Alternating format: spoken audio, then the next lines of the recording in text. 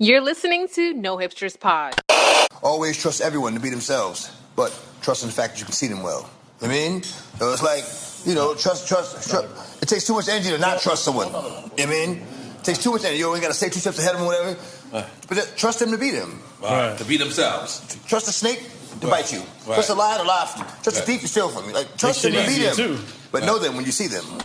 Episode 38, No Hipsters Pod. It's your boy Ronce, the founder of NoHipstersLaw.com. And this week, our co-host is my girl, Nneka Obiekwe. I can say what's up. Hi, everyone. How are you? Welcome back. It's been a while. Yes, thank you for having me again. I mean, we have quite a bit of content since the last time. Yeah, it's been a while. It's been a while. This is actually my first episode in almost a month because I took a little hiatus after my birthday. So yeah, this is a special show, and also I think it's perfect that we have you because this month is Sexual Assault Awareness Month, and I know that you are a leader in that field. You're the founder of Vanede, so yeah, tell us a little bit about Vanede. Once again, you said so before, but it's been a while, so remind the people what Vanede is and talk a little bit about Sexual Assault Awareness Month. Sure, absolutely. So Vanede is an anti-sexual assault and domestic violence training organization understanding the dire need for effective training and education models across many different areas. We have worked with schools, we've worked with universities, and also with the Department of Defense to design and facilitate trainings on topics related to interpersonal violence. We also host trainings and events in beauty spaces, leveraging their position in the community, leveraging how impactful some of those relationships can be and the bonds that exist between, your local beautician or some of the owners of local businesses, the relationships that exist in communities. So we actually facilitate programs and events in those spaces on, again, a variety of interpersonal violence topics. We really try to take on a different approach to the way, not only the perspectives that we bring, but also to the format and the types of discussions that are fostered and created in these spaces, with the goal of changing the way we look at and view cases of interpersonal violence, really encouraging people to be empowered bystanders through just being more intentional about understanding how it happens and understanding what role we play in the solution. So very much education related. As far as Sexual Assault Awareness Month, I mean, what better time to really focus on the impact of sexual assault on our communities? I think also I would add that though Sexual Assault Awareness Month is taking this year, it's just kind of happening at the same time of so many different mass murders and shootings at the hands of police officers. I would add that violence prevention and the preventative models that we use to address violence in communities are the exact same for sexual violence and for gun violence and other acts of violence, right? So it's really timely to be thinking about how it is that power and control impact sexual assault and domestic violence, and how that also is so much in alignment with what we're seeing right now with police abusing power to hurt, inflicting pain and violence on their victims, on humans who really couldn't stand a chance due to that disproportionate power play, right? And so that's exactly what we understand to be a key issue in sexual assault, a key issue in domestic violence. And now we're seeing it in police shootings too. We've got to address that imbalance in power. We've got to address how it is that people take advantage of their positions of power and how that impacts communities at large. Right. You said a lot in that. And it's the perfect setup to discuss just all of the killings. And really, I mean, honestly, I think killings is a bit of a stereotype. The murders that we've seen in recent weeks, it's astounding. I mean, one after the other, it just keeps happening. The latest is Adam Toledo, who's a 13-year-old kid in Chicago. And just a few days ago, we had Dante Wright. And just at this point, I feel like I'm losing count. And in between all of that, you have a mass shooting. So I guess my question to you is, how are you feeling? How are you taking all of this? And what do you think the way forward is? Sure, absolutely. I mean, I think collective grief, I think, is something that many people are experiencing. I think we are now bonded by our grief, right? We are learning what it requires to shield ourselves from these images that are, quite frankly, very traumatic. I would imagine that many Black people are suffering from some element of PTSD by this point. It becomes a point at which it is mentally and emotionally exhausting to have to keep track with the number of Black bodies being slain every day. And with the added responsibility of showing up and being a well-adjusted person in society and in workplaces. So I think I share the sentiment of many people that I've seen. I'm tired, I'm exhausted, I'm frustrated, I am grieving. And I'm aware of the fact that I'm grieving consistently and more importantly, intentional about how it is that I support my own well-being, while also trying to be a part of the solution and figure out how I can lend support in this matter. Right. And it's funny, even aside from all the killings, you have instances like the one in South Carolina where the soldier is harassing this Black kid for just walking through a neighborhood, Yeah. And I mean, that too is trauma. Like just seeing someone just, walking around, and a man who's obviously bigger and stronger, just feeling like this is an easy target and I'm going to make a victim out of him. So it's been a very rough few weeks, and it's also disheartening that as America starts to open back up, we're getting a new wave of just incidents like this. I mean, it happened during the pandemic, but I think it's sad that the fact that people are outside more means that we get more tragedies and more just awful incidents like this. To your point, when trying to work backwards to figure out what the solution is and thus understand how we got here, it's mind-boggling. Because at this point, this is a compounded, issue. Right. There are many issues compounded on top of each other. It's absolutely, there's reform needed to manage these things when they happen, right? That's the more reactive, right. Ensuring that folks are actually going to jail and facing the consequences for their actions will likely decrease the amount of time this happens. However, the initial thought process that leads a police officer to that point is what I am most interested in. And again, thinking about the power and control. So there's a power and control wheel that for those of us in the violence prevention space that we oftentimes refer back to. This belief that you're above the law. Well, they are the law. So they absolutely believe they're above the law. This belief that your positioning will be held against the person, this victim, right? Understanding that you have more power in this situation. Your opinion and your overview of the events will actually stand up in court, or whether it's the court of opinion or the court of law, that you will be fine. So you can take certain chances that the victim cannot. The just understanding that you're shielded, that is how we find ourselves in these types of abuse.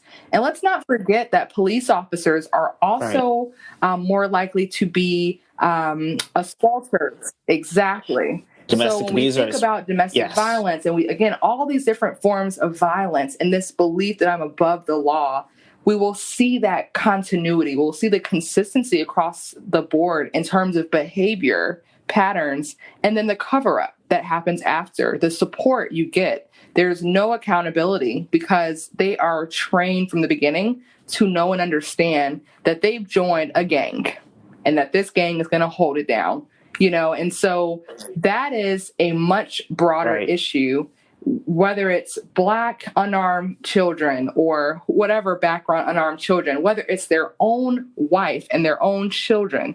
We've got people who have license to terrorize a community and have nothing happen to them. And that's a problem that goes well beyond how how that is handled in the court of law. It's how have they been socialized to believe this and understand it and actually get away with it. That's our problem. Why is this okay? And so it's a concern that's going to take a lot of time to dismantle beyond, to your point, just defunding the police. Right. And I was thinking that phrase oftentimes is easily manipulated. And so, yeah, that's why I usually just try to be more specific, which is make sure these people go to jail. Because and think about reform and all those other phrases that clearly they know how to use restraint when they want to. So that's clearly not the issue. It's that they don't think they will go to jail. And to your point about them feeling like they're above the law, I think that was actually one of the things that killed me about the George Floyd is that Derek Chauvin, I think, was leaving his knee on that long to prove to the bystanders that there was nothing they can do about it. Yeah. That's really all that was, So it's really sad, and we could probably talk about this forever, but let's change gears and let's talk about Deshaun Watson, which is, I think, perhaps the most high-profile sexual assault incident in the news right now. NFL player has been accused by almost 24 women at this point, and most of them are massage therapists. And there's a lot of chatter about why it's all happening now, and why didn't they say this immediately when it happened? And people think that the timing is funny, and of course I usually try to leave room, like we don't know. I'm sure you would know better than anyone that people don't always report immediately, and so I wanted to know if you've been following this story and what your thoughts were. Yeah, I mean, I have been following this story, and I would say that at the high level and as expected, it mirrors many of the others before it, right? This idea, again, of someone who is a celebrity of some kind, someone who has lots of money and they're positioned in a higher rank to the rest of the society, that they've been able to get away with something for a very long time. For many reasons, right? I'm sure that these women were, they understood, unfortunately, that oftentimes when victims step forward, that are quote unquote normal women and try to speak out against a celebrity, that they will be painted as fill in the blank, whether it's, someone who just wants the money or just wants the fame or whatever else. We know by the way this case is rolling out, that oftentimes when there is one victim, there are many more somewhere. That oftentimes predators are repeat offenders. They are true predators by definition. They don't accidentally end up with their hands down your pants. They do it often, and they do it with an expectation, again, that they're above the law and that nothing will happen, as he clearly did. And that once one or two women are comfortable enough coming forward, that many, many will as well. And to your point, some of those will date back a very long time, showing a pattern. Sadly, am I surprised by anything that I'm seeing? Absolutely not. When we talk about another group of individuals that are oftentimes linked to assault of some kind, football players fall neatly in there. Domestic violence, sexual violence, physical violence, and altercations.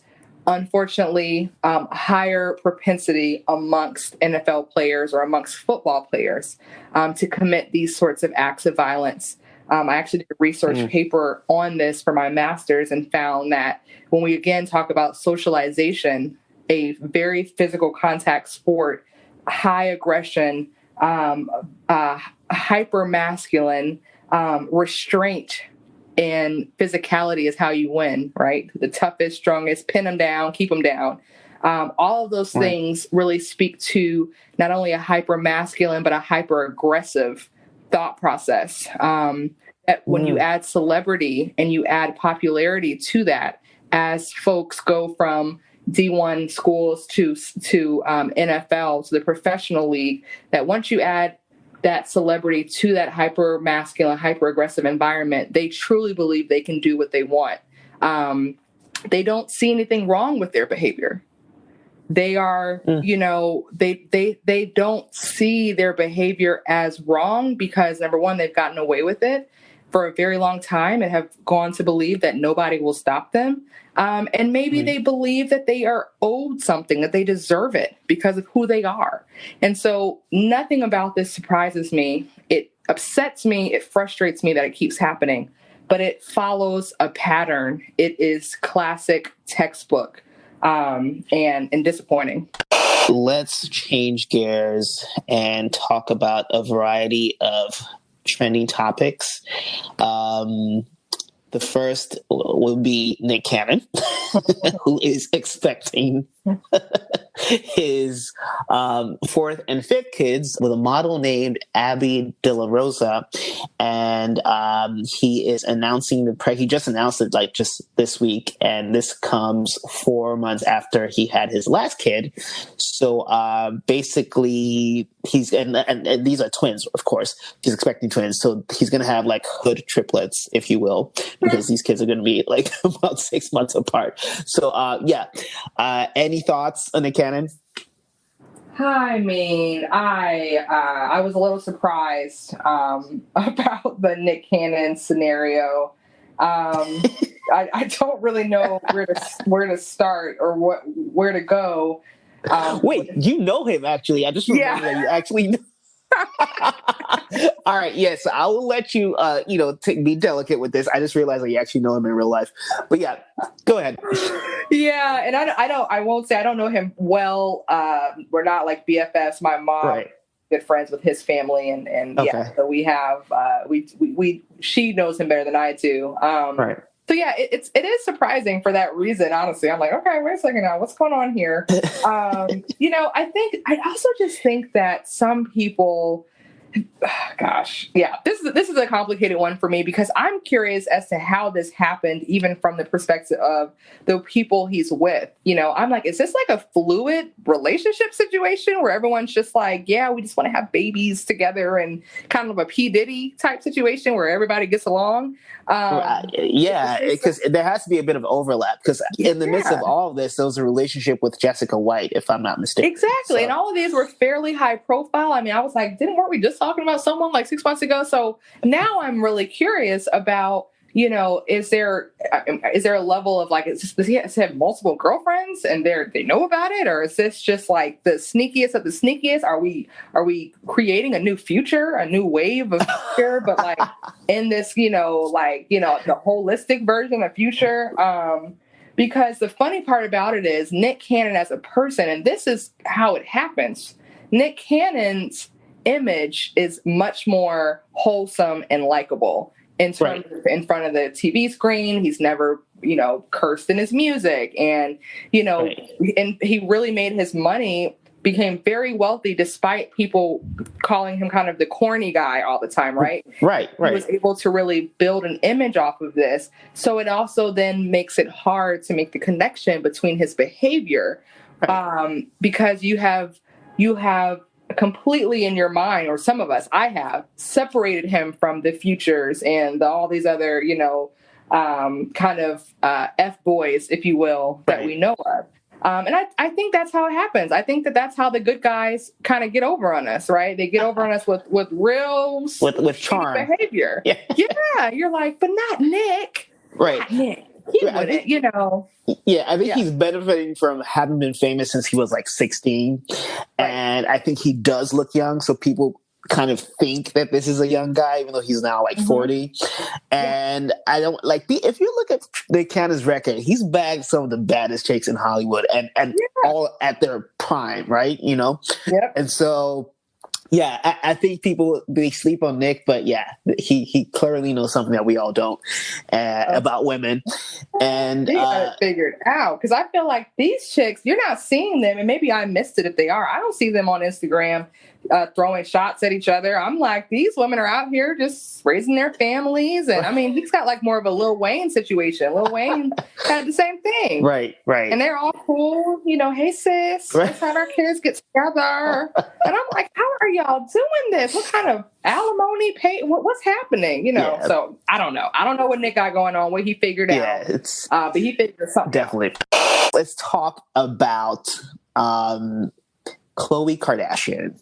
So I don't know if you saw, but she had a pic accidentally posted to her stories, and it was quickly deleted.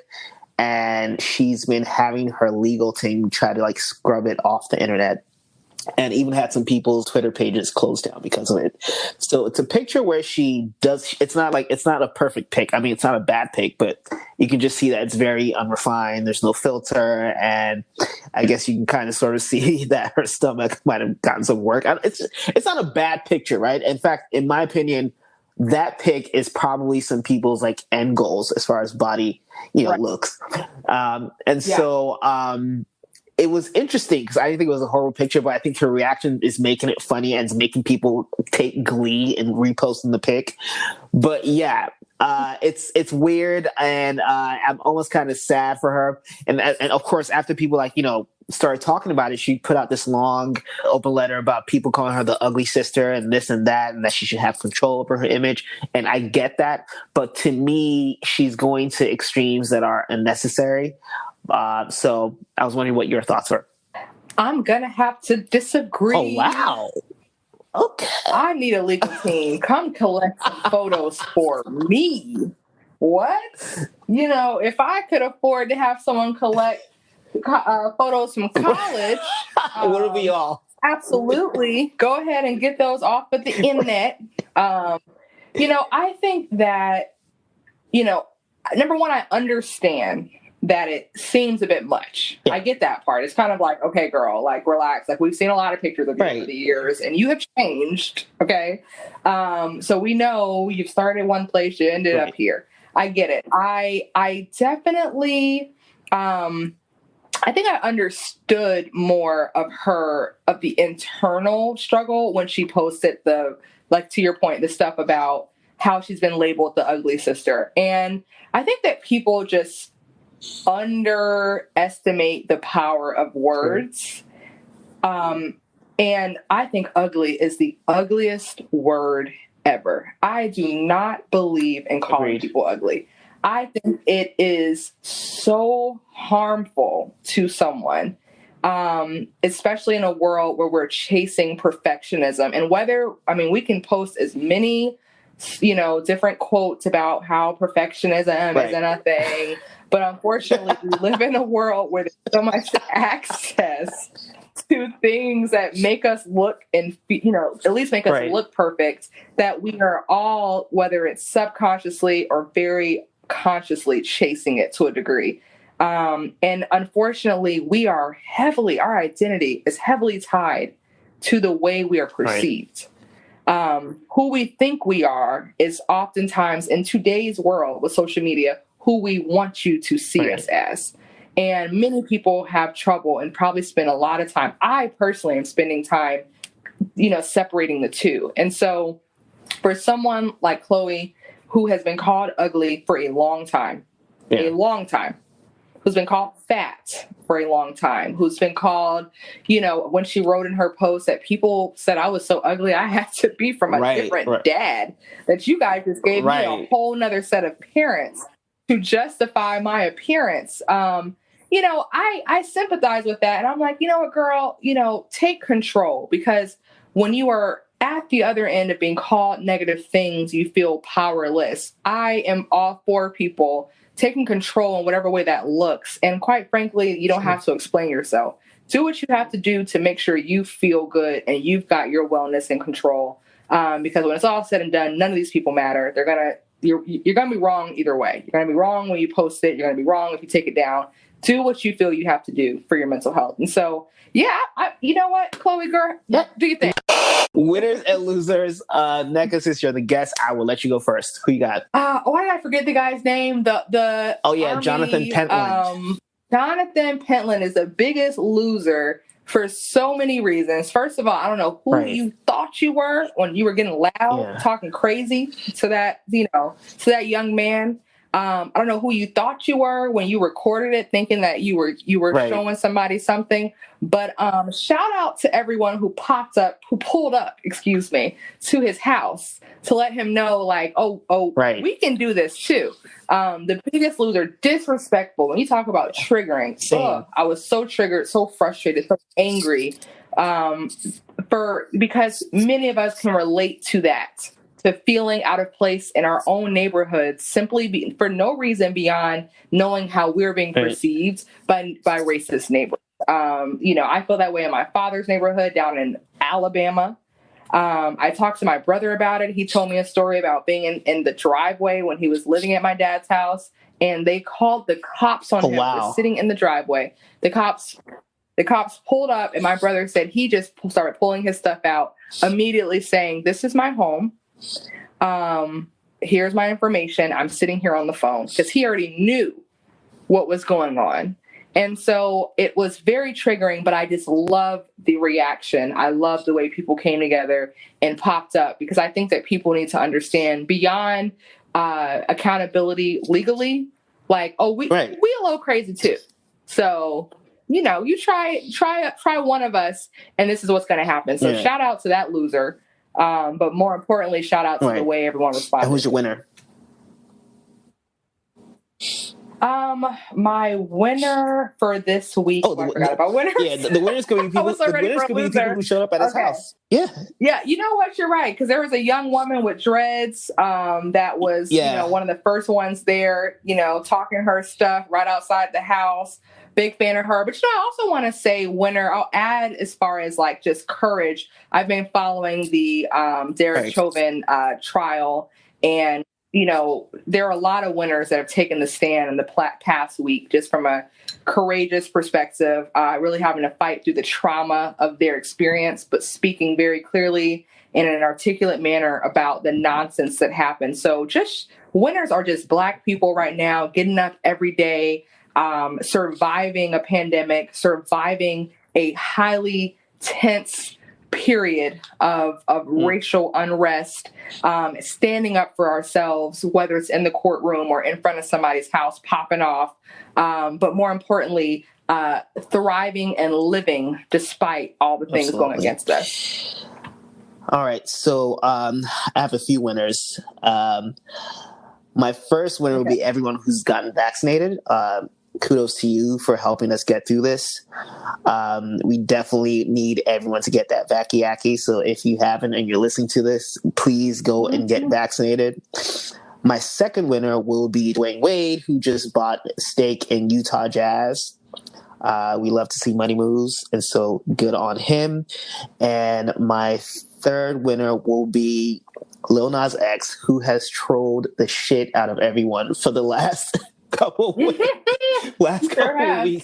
and was able to get himself a #1 debut with his new single Montero, Call Me By Your Name. So that is my third winner. For losers, there's so many.